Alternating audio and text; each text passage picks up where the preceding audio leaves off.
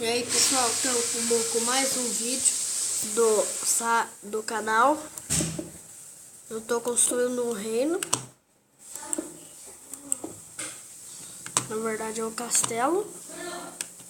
Também é difícil para construir essa bosta, mas tanto faz.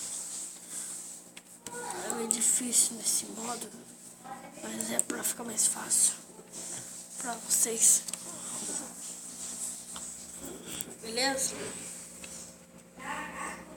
Então, você deve estar pensando que, tipo, eu deveria colocar esse negócio pra online, vocês também poder construir, né? Aqui me ajudar.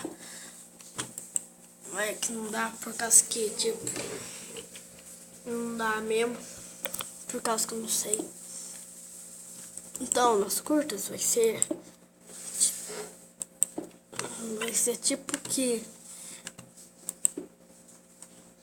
eu vou colocar uma porta aqui. Vai ser meio difícil. Você vai ver tutoriais curtas, né? E muito mais, velho. Muito mais.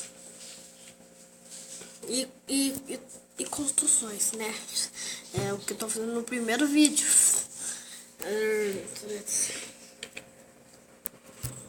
É o primeiro vídeo do Minecraft, entendeu?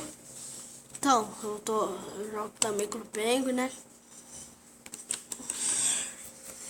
Então, o meu Minecraft é meio bugode aí, né? Então, vocês vão perceber sim. Mas...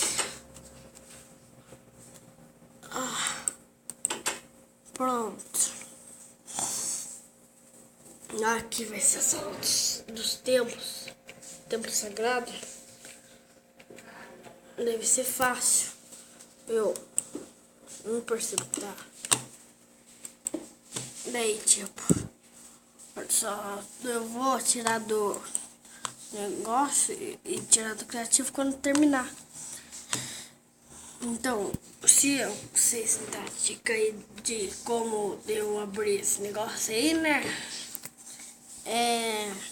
Eu falo aí no site, né? Falo aí no canal, né? Que a gente fica aqui. Então, tá ficando da hora, né? Apaguei a luz, né? Vamos mudar de forma. Pra vocês poderem enxergar, né? Daí, ó, tipo, a tocha, né?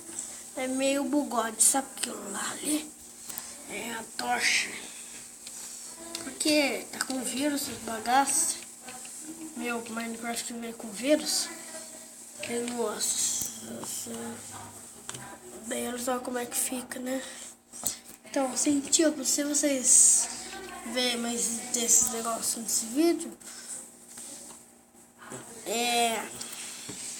vocês vão saber que vai ser torto, né? Então, tchau.